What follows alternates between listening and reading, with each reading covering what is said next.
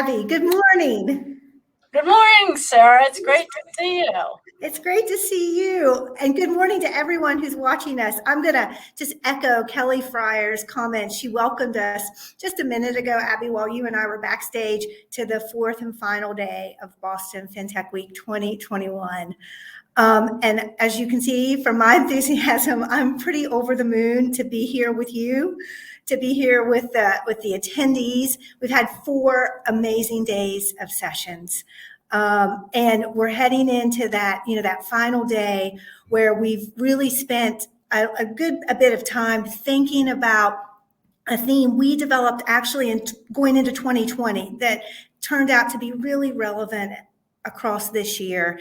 And that was really challenging everyone, including you, Abby. We're going to go here about how do we build that financial services system that works for everyone, no matter where they are and at any time. And who knew that we would enter into a pandemic that made that question all the more germane?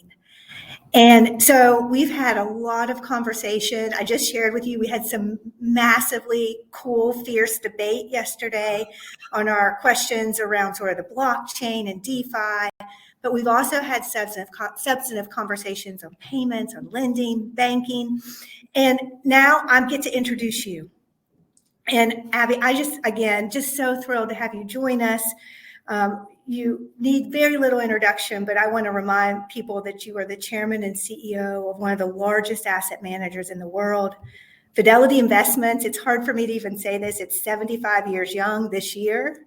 It's amazing where you've come to. And prior to being chairman and CEO, you did lead the personal investing side of Fidelity. You worked in the institutional business. You led asset management. You've been an equity analyst. You know your way around. But more importantly, Abby, and I say this just personally, you've been a staunch advocate for innovators. I know it personally.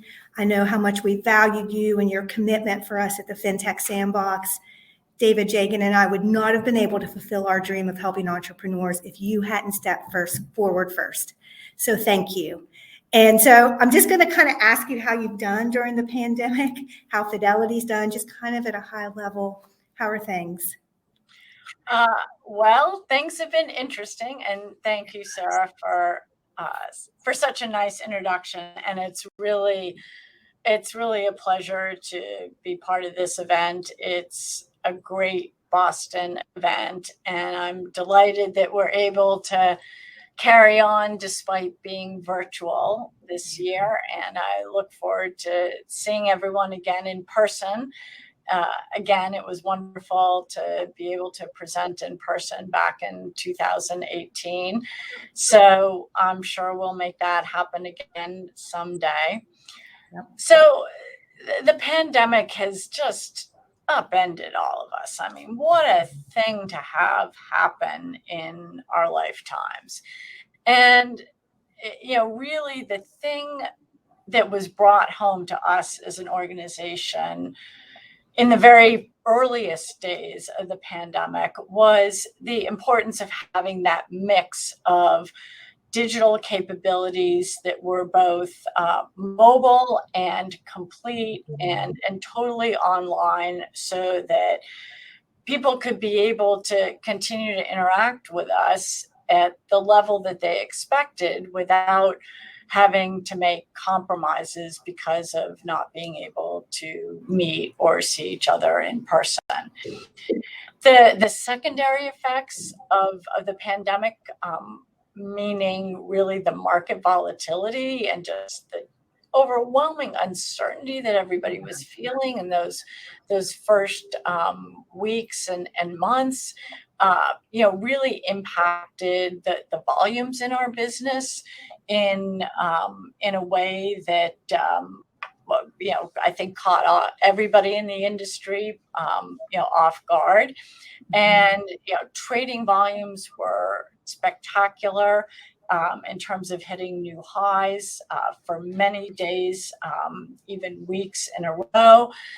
And the demand from our customers for service interactions, for guidance interactions, just absolutely exploded. It's like I don't know, a pandemic hits and everyone starts to really think a lot more about their money. I hope they were thinking about their health first, but maybe in order of the most important things in your life, you think about your health and then you think about your money. And so we found ourselves very much on the front line of that. And so it was very interesting. And we were able, because of all of our digital capabilities, I think, able to expand our capacity in a way that was not everything that we had hoped for, but I think a lot more than many others in the industry were able to do because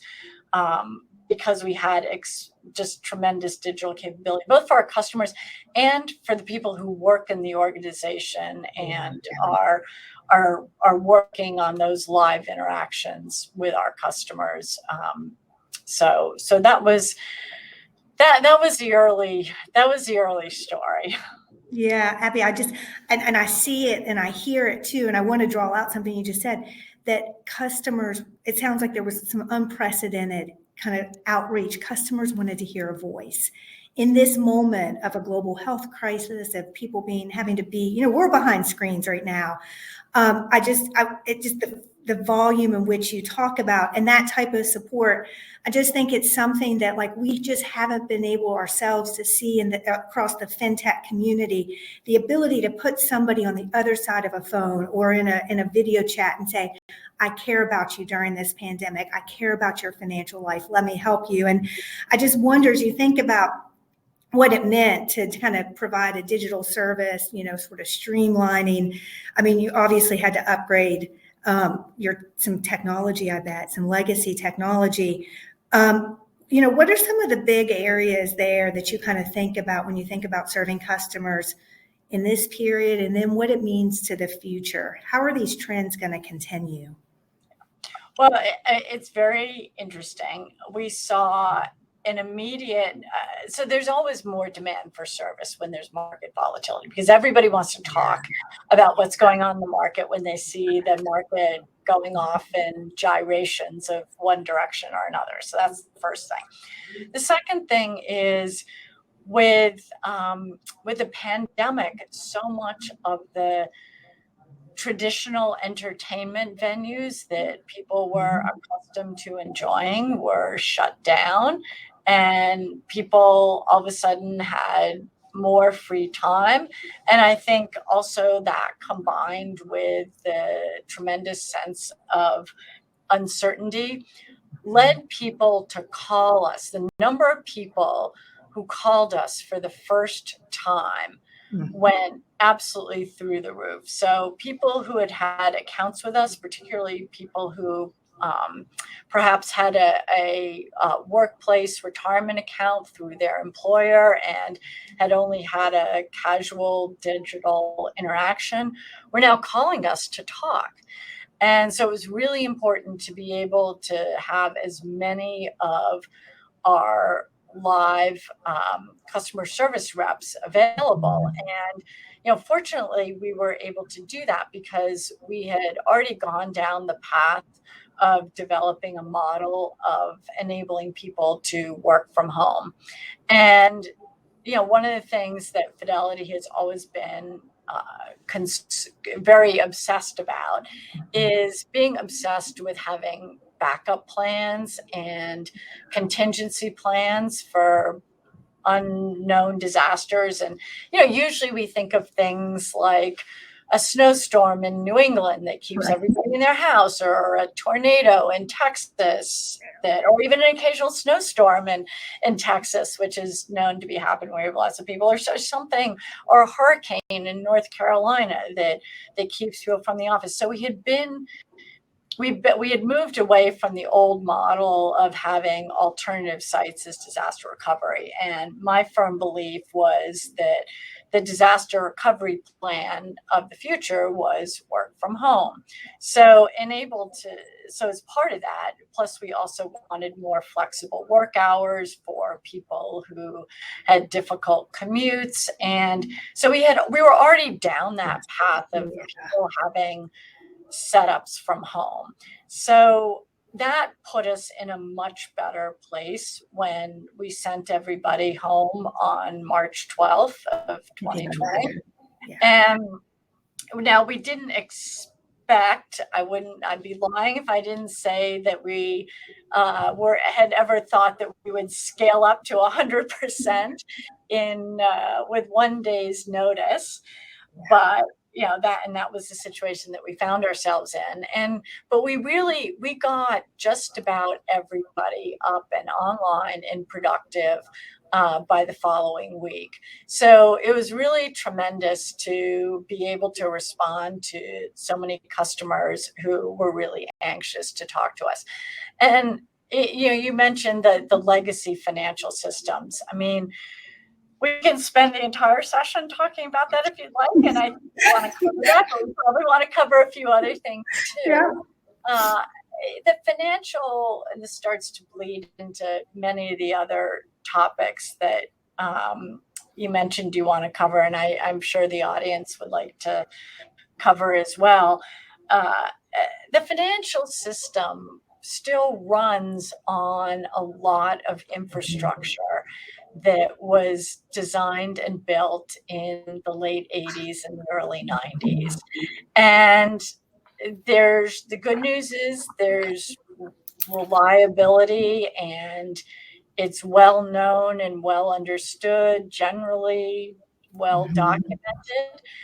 But there's costs as well. It's not as flexible as new technology. It's generally much more expensive to run on a day-to-day basis, and it doesn't give you the opportunity to do as much as you'd like to do in terms of developing new offerings. So that is that is very much on our mind, and very much not just on our minds. It's been a big part of our action plans over the last few years to be migrating onto much more modern infrastructure.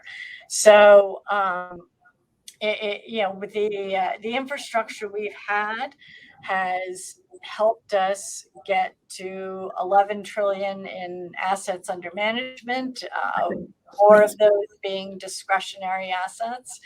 And so there's a lot of stability there.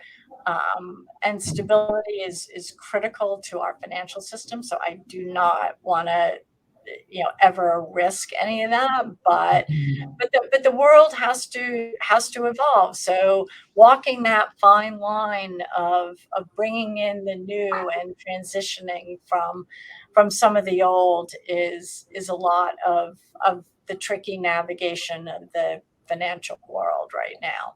Yeah, and Abby, I think we all appreciate an enormous amount the straddle that you have right now. And it is interesting that what we saw during the pandemic, our hearts are with everyone who was adversely affected by the pandemic, but out of this crisis came an interesting opportunity. And it was wrapped in a little bit of a riddle. And that was this idea that the tech cycle for innovation in financial services has just really rapidly sped up. That, as you just said, that sort of legacy system, and then the flexibility. I don't know if you want to talk a little bit about sort of what you see, the forces that are at work in Fidelity's business, or what it means to be in the FinTech world too, with a very large mandate. Yeah, well, yes, there's that, and I guess where I started going but didn't quite conclude the answer to my last question was how people are changing how they work.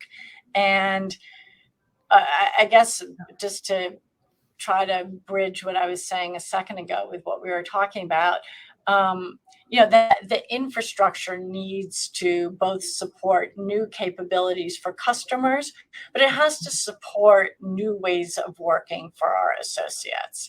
And so, all of a sudden, it's very important for us to monitor the stability of bandwidth that is being offered and delivered to our associates' homes. And so we're much more reliant on those public networks now. And so that's an example of something new. We are trying to get some of our work back in the office, where we value Fidelity teams value being together, and we know that people can achieve things when they're physically present with each other that aren't completely possible in an all remote world. And so right now we're running all voluntary reentry programs. We have about 12,000 associates across the country who have volunteered to return to partial on-site working. And we're learning a lot. We don't have a formula that we don't have specific dates or specific goals of numbers of people in what kinds of offices when, because we're learning so much. And we're really trying to understand and absorb. And I think our teams, our core planning teams that are working on this, have developed a good sense of what's the kind of work that best happens on site. What's the kind of work that is very well done at home, and for many people eliminates the friction and loss of productivity that can happen with a burdensome commuting schedule. So that's giving us a lot of options to think about talent markets, to continue our drive for diversity in our workforce. Mm-hmm. And that's something that will continue under development. We call that dynamic working. And I think it's part of the new world that is really a slight silver lining that comes out of this tragic pandemic.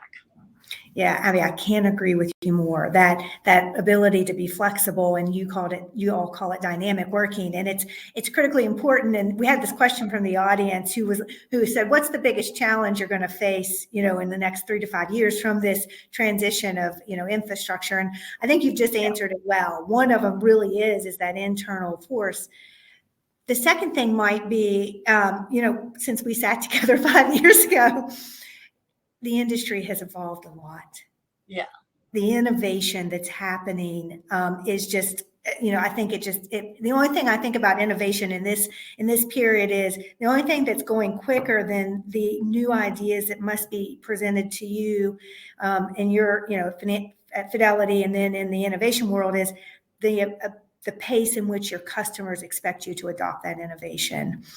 And we said this last time, and I'll say it again, Fidelity was doing FinTech before FinTech was FinTech, right? But I wonder if you might want to kind of talk about a little bit about your innovation, where you're investing. We've talked about FCAT in the past. There's tons of questions coming in, which we're going to get to on your blockchain and crypto strategy. Everybody hold your horses.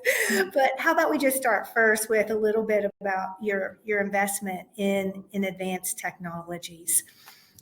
Yeah, so we do that in a few different areas, and personally, I don't believe that this is something that can be overly formal. Yes, you need some organizing constructs, but you can't, it's not a formula. You have to kind of create spaces for creativity.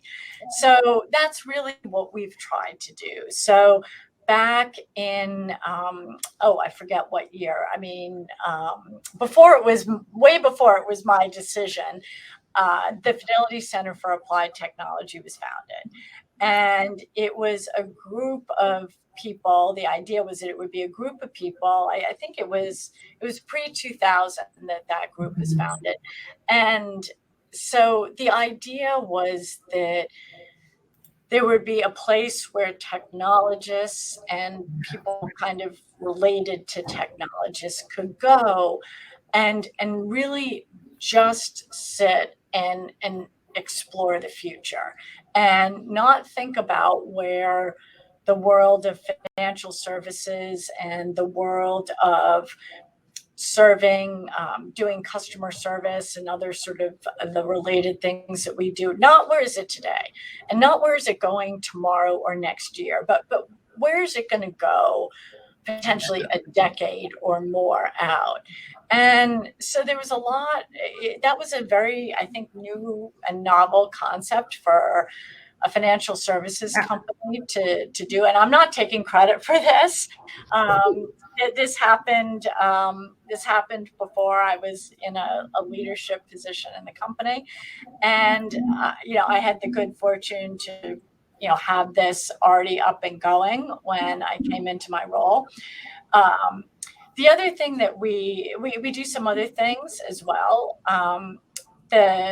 This FinTech Sandbox that was founded really came out of our venture investing. And you mentioned David Jagan, who's been leading that effort for a number of years. So there's been a very long, since back in the 80s, tradition of Fidelity doing venture investments in or very early stage companies. And finance and technology has always been an emphasis. We've now expanded into healthcare and some other areas, but that's another area. We also, Fidelity Labs was founded about 15 years ago. Fidelity Labs is our incubator organization. And, yes, there's a little overlap between some of the things that happens in Fidelity Labs and the Fidelity Center for Applied Technology, but that's okay. I mean, the point is you have organic space for people to be scanning and thinking about the future. And we've had tremendous work that has come out of both organizations. And, it's really exciting. I mean, the labs team really launched some of our ESG efforts that we've gotten out and up and running. FCAT has been responsible for a lot of the crypto innovation, as well as thinking about new trading technology in the traditional equity markets, and a lot of AI work has been going on in the Fidelity Labs organization, where we've thought about new offerings that are really software-driven business propositions. And that's been very exciting. So those are some of the major areas, but we try to see little areas where people can experiment. We try to take the benefit of the growth and profitability that we've been able to drive in our core businesses and funnel some of those resources back into these efforts. Yeah, I mean, it's so exciting to think about the breadth of the work that's going on at Fidelity. That's just not about the core, but it's about the future. And you just kind of lent ourselves into this conversation because I want to marry it back to something you said earlier about sort of meeting your clients where they are, meeting the customers and making them comfortable. And one of the things I think I was really surprised to see in my reading and with your team is that Fidelity is on Reddit and you're on TikTok. Right? I mean, I don't know if people realize that there's this side of Fidelity. Any lessons you want to share with us or observations about that, where you are on social media real quick? Yeah. So fortunately, we've been able to cultivate a very creative group of people whose creativity has translated into some wonderful digital products or product that we've been able to put out there. And it was interesting. Some number of years ago, I gave the team a challenge, and this is the team that has done all of our traditional sort of TV and other online kind of advertising. And so I challenged them to develop things that would go viral.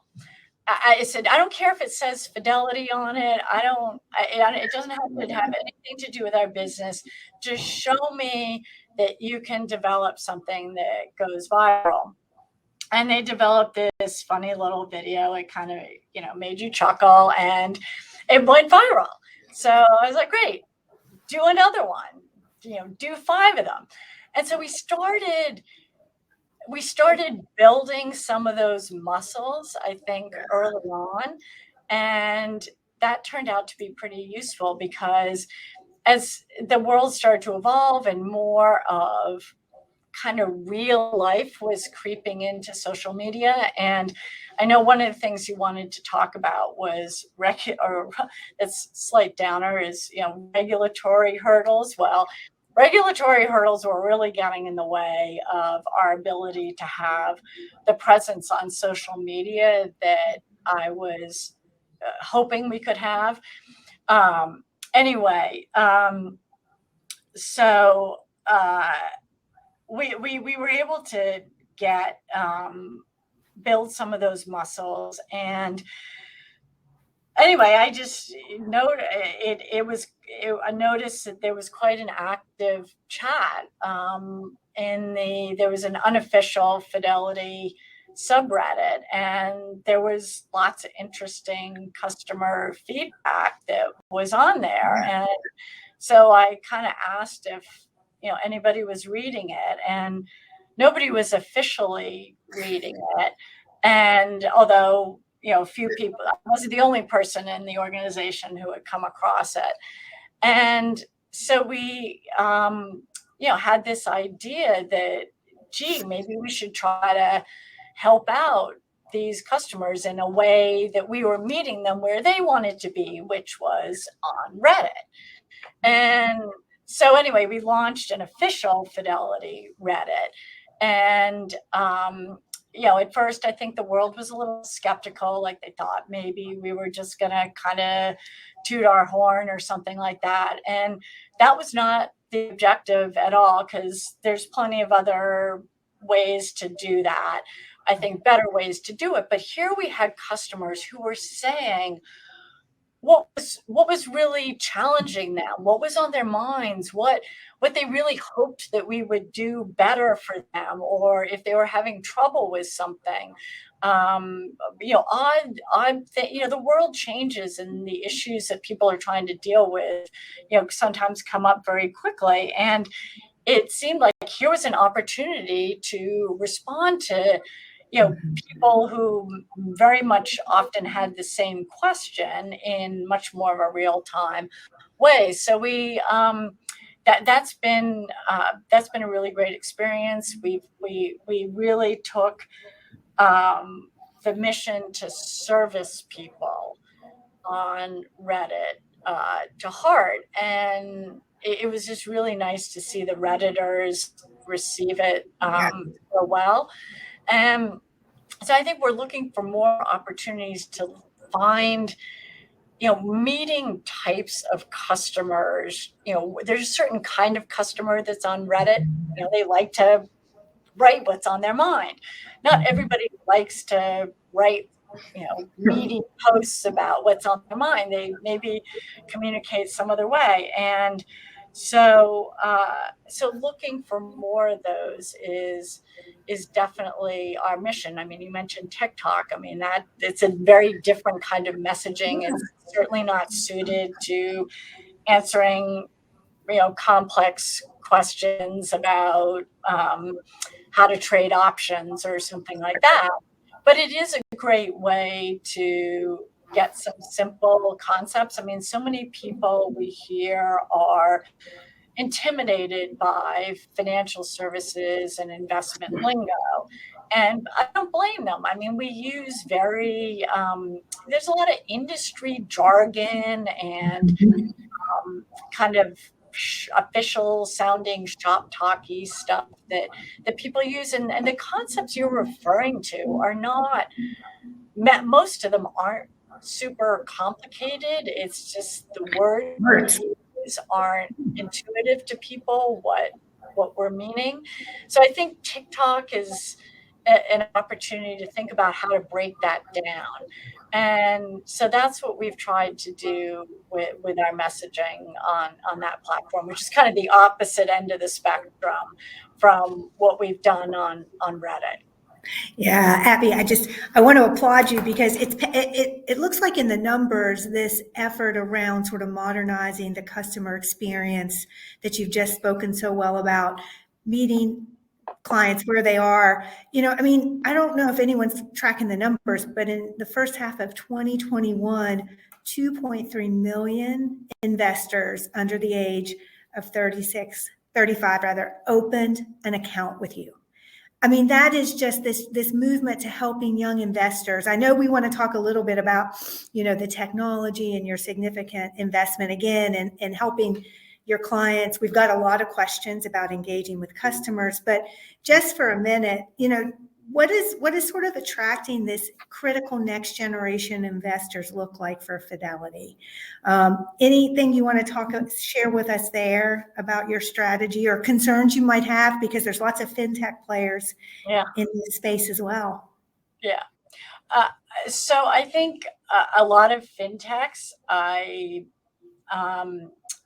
am impressed by how they have very aptly targeted young investors. And I think the industry, the financial and investment businesses, historically have targeted people. People kind of do the math and say, well, when is somebody typically in their peak savings years? Most people are in their peak savings year during their peak earning years, which tend to be kind of 40 to 55 or 60. And so companies have typically targeted that demographic. It also happens to coincide with a huge demographic age wave, in the country. So, and as those earning years are, running through, and the power of the asset accumulation is tremendous. So I think that the basic economics of the business led people to really concentrate on that. And with that comes a kind of doubling down on a certain kind of customer profile and ways of interacting, and they're not particularly consistent with what people in their 20s and early 30s are responding to. So we had been attempting to address this for a while, and it was, I think, not as successful in the early days as we had hoped, but we did learn a lot that I think positioned us well for the groundswell of activity that happened with the meme stock explosion that we experienced, that, I don't know, may or may not have been tied into the fact that it was the pandemic and people were at home and people were open to exploring new ways of spending their time, and all that uncertainty that we talked about before that made them more worried about if they were going to be able to invest and save for the future, even though they might have been inclined to be much more carefree in the pre-pandemic days.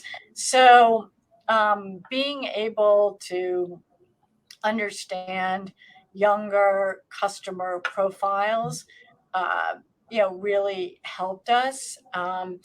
Our scale and resiliency that we had really ramped up and doubled down on when that volatility of the initial pandemic days had hit really helped us. Our investment in talent that could quickly build and turn around new digital tools really paid off, because apropos of our conversation about Reddit a second ago, we got a lot of very specific feedback on Reddit, which was great. I mean, it was like, okay, here's our roadmap for our next iteration on a digital a mobile tool. And people told us that they wanted more things that were available on mobile devices, specifically their phones, not just a tablet or a desktop. So we prioritized that. And so once you kind of get going on that, it's really helpful. I think reaching in to that demographic with a wider range of offerings and thinking more carefully about their needs is something that we're well positioned to do, and I'm optimistic that we can keep along on that path. Yeah, Abby, I appreciate it so much. And I'm following a train of questions right now about the sort of digital first strategy. How do you convert to mobile? What do you do about paper? I might just be tempted right now because we have so much to get through. Can I say a word about paper? Oh my God. Sure, go ahead. In terms of regulatory hurdles, if there is a single regulatory hurdle that I just have to complain about, because I have spent a decade working on it, and that is all of the paper requirements. I mean, we have to that we are required to send people paper. We hate sending people. We're happy to send paper if they ask for it, but we hate sending paper to people who don't specifically want it. And we know they don't like receiving it, and we just need to get some relief in that space. Yeah, because I appreciate that so much. And I do want to make a transition to ESG because there's a lot of questions out there, but I just want to put a plug, Abby, in for you. Your team shared with me, you go through 10 tons of paper. It is regulators, catch up with the world. None of us want that. None of us want that for our world. And so we're with you. I think we all go in and write a little note saying, please recognize the criticality of where we are as a society. And there's no better transition to some questions we're getting about your ESG strategy. And that's too, it's something I think that's critically important across all demographics, certainly the younger investor too. And one of the questions that came in really wanted to understand how Fidelity is focused on green and sustainable sort of investment and activity while maintaining a focus on FinTech innovation. You've got some great things doing that you're stewarding around innovation in ESG. How do you respond to that question from the audience? Yeah. So we've been like others in the industry. Well, first of all, I mean, it's a big company. We have a responsibility to be responsive and take action across all these fronts. And I believe we have to look at it across the whole spectrum. We think about what are we doing to better offer things to our customers and allow customers to be able to invest in a way that they can feel confident that their money is being invested in a way that they're going to feel good about, both in terms of the returns they receive, but the actual businesses that they're supporting. We think about it with regard to our own environment and how our associates come to work every day and how they experience Fidelity work life, with each other. And we think about it with regard to our footprint and like everybody. And So we've had a number of efforts across that spectrum that I just covered.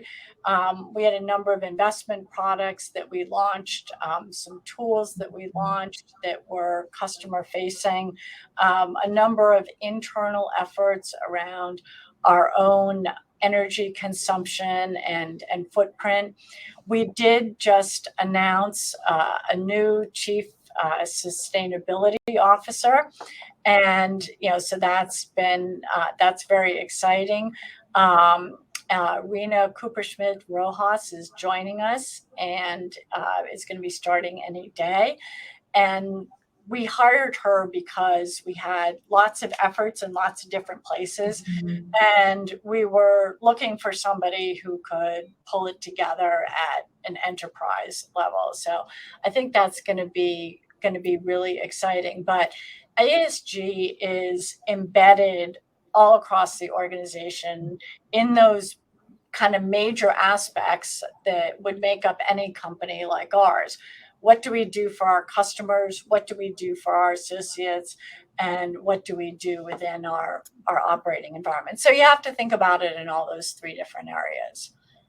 Yeah, and I just, Abby, appreciate so much the commitment internally as much as externally to the development of investable products, encouraging your associates to think first about these matters, and then the hiring and of a chief sustainability officer. It's so forward leaning. And it leads us probably into a natural kind of question around hiring. There's, I think we've all seen the headlines.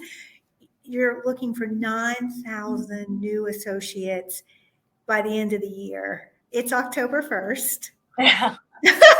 No pressure, but it's super exciting. And what's causing this moment for you to really increase the number of hiring? What do you hope to achieve? And, what could we do to help basically in the FinTech community? Yeah.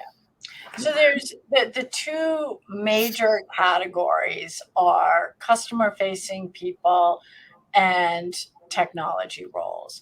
So we need more customer facing people, live people who we can train, who we can help get licensed, who will be able to be live resources for customers, either in an investor center or on the phone. And the demand for our live resources has been very, very high.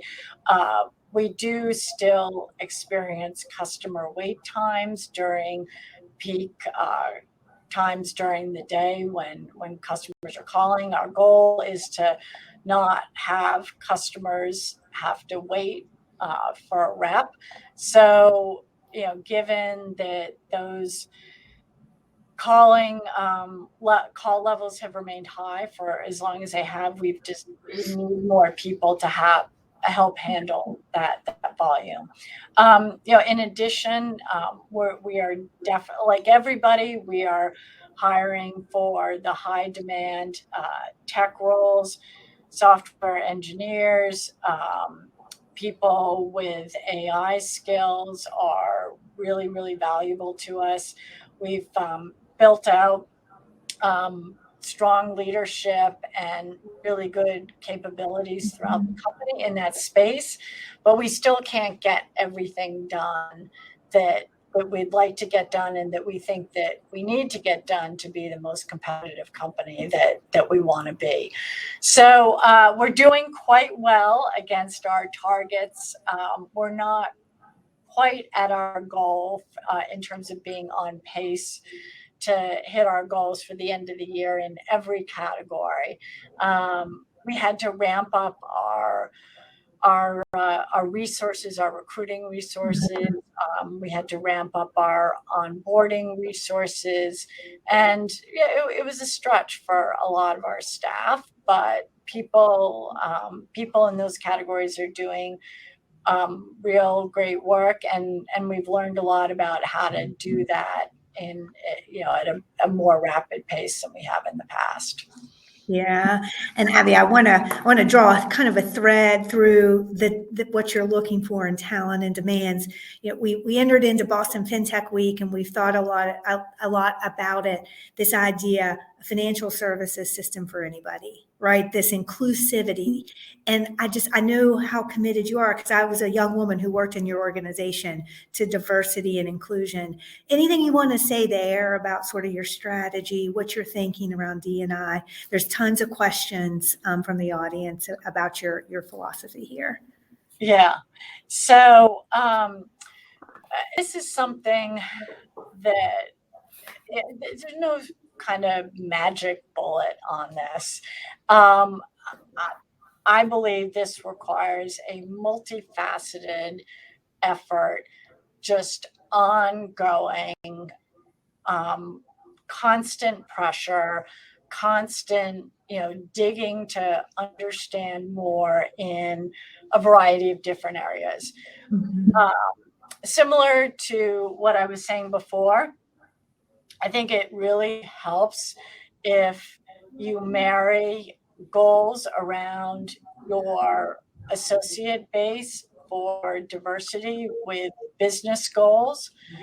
So, we back many years now ago, we spearheaded women investors because we learned that what was intimidating women and keeping women often from getting as involved as sometimes maybe they want to be or could be or should be in the financial planning of their family life. And we addressed those issues, and we made it a business initiative. And likewise with racial diversity that we have, particularly in our workplace business, where we're providing these workplace services for giant companies that reflect the population of the country. So our business needs to respond to that and have strategies around differences and preferences of different populations in our particularly our employer groups, where we're already charged with serving them to be the best that we can be. And certainly our goal with every customer is to make them like us and want to do more business with us.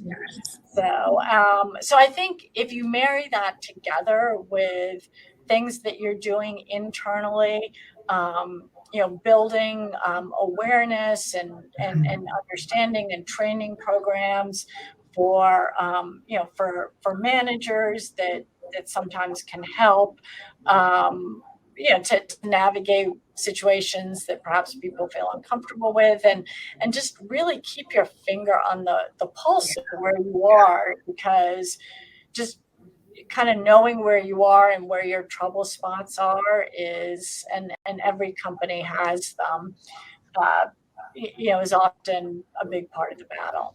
Yeah, and Abby, I can't stress enough what you just said to us too, that message of financial security for all.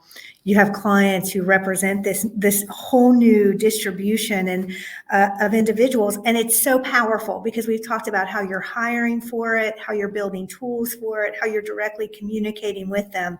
It's like Fidelity is this, and we started our conversation with the criticality of the infrastructure for the sustainability, the strength of our global financial services system. And I think as we kind of wind down our time together, we have to talk crypto. We have to talk blockchain, right? Because it's one foot in the financial services system, the traditional one, and now you've got a foot in the future. You're looking at blockchain, you're looking at decentralization of financial services. And, you've spoken a lot about your own interest in blockchain and crypto. Can you kind of tell us more about what you think this potential is? You dropped the mic with us 5 years ago when you're like, oh yeah, I'm in Bitcoin. But what do you think now?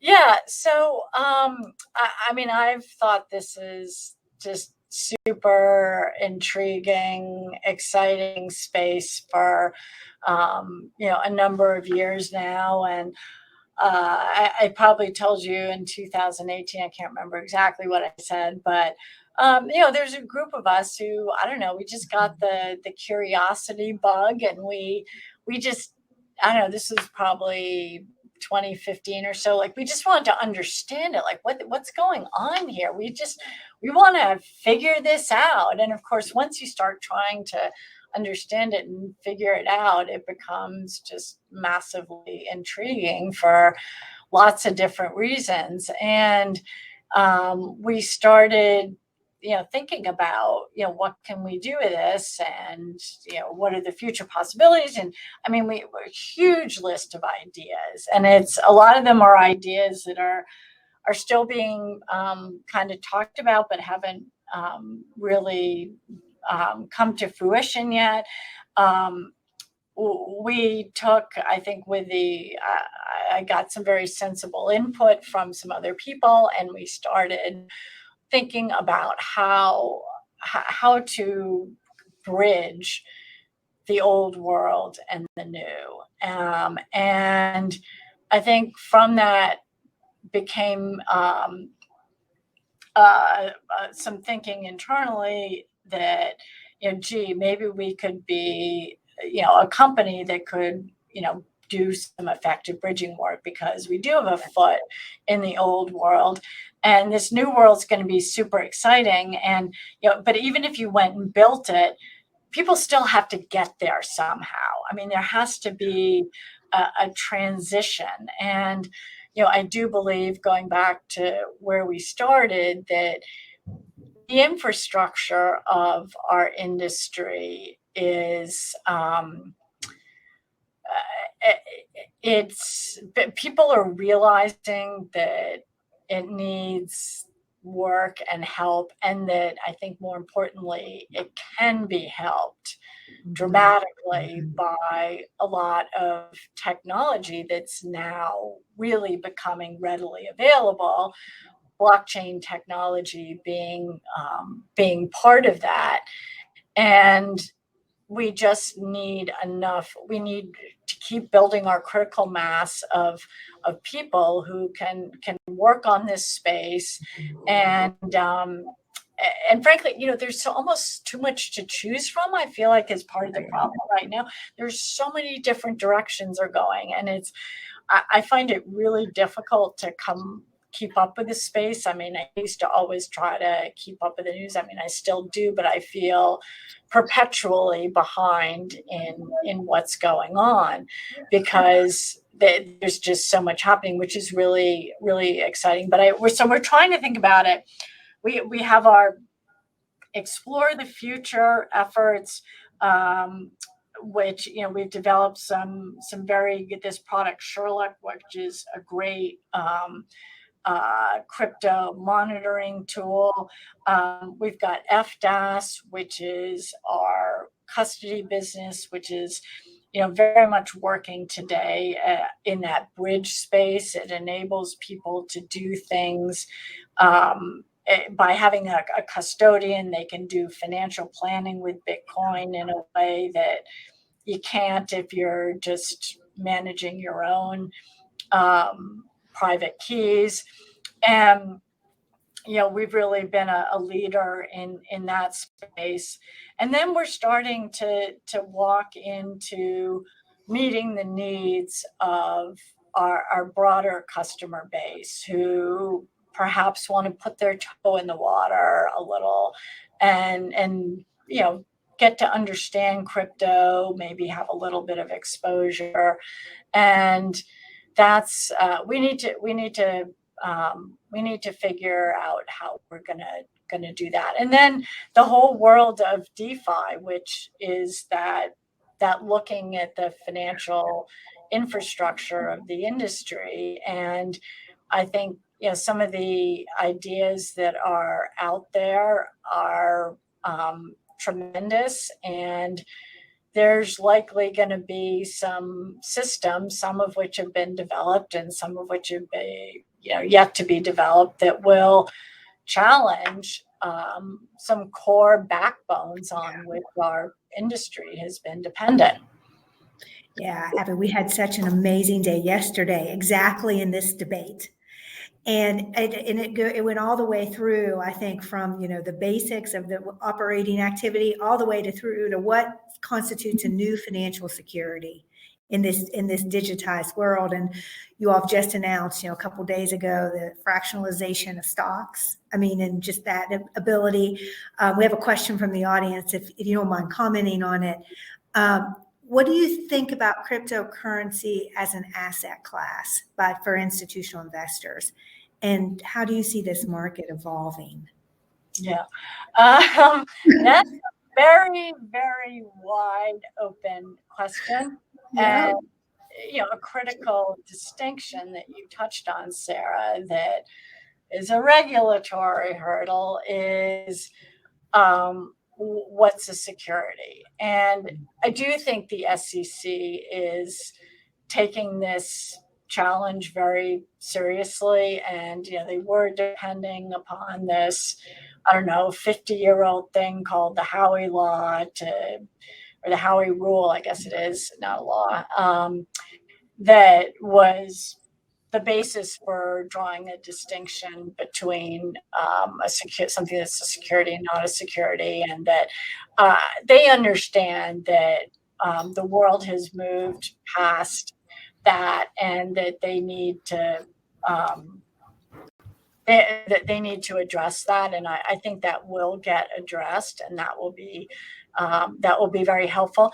I tend to think of it as, what will crypto improve and make possible with traditional instruments versus what you were saying, which is what new types of assets or investment opportunities will present themselves because this whole new digital world has come to be.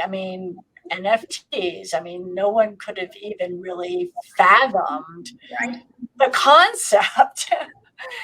Who thought? Yeah. Until we had Twitter and the whole, rest of the digital world to kind of give people an appreciation. I kind of got sold on Bitcoin because I figured, well, so much of what in my life that I really value is digital. Then this is kind of consistent with that. And that was sort of my very crude early thinking back however many years ago. And but I could have never imagined what's happening now. And so I'm like everybody, I'm in awe of the things that are happening. Yeah, it's like we're building a new rocket ship for financial services, volatility and all in these categories. And I love, by the way, what you just said. You imagined how much was digital, and that led you to this decision. And we're getting ready to wind down. We have a minute left, and I think that's an appropriate way to close our discussion. You have such influence. You've empowered us as entrepreneurs, as industry innovators. And tell us just real quick, what guides your decision making? We know last time you told us not to be afraid of failure, and everybody in the audience took it to heart. We heard the breath of fresh air. But now, what's guiding you in this new world 5 years later? Oh, wow. You didn't tell me anything in advance to prepare me for that question, Sarah. Sorry. Maybe one sentence. Critical thinking, faith in humanity. Look as hard as you can at the data and the facts, but don't forget your intuition. Yeah. Abby, I can't tell you how much we appreciate that. Don't forget your intuition, but know the facts, right? And so thank you. Thank you from the bottom of everyone's heart for being here with us today in this important discussion. Well, Sarah, thank you so much for your role in this event. You've done tremendous work, and I really appreciate it, and I know the community does too.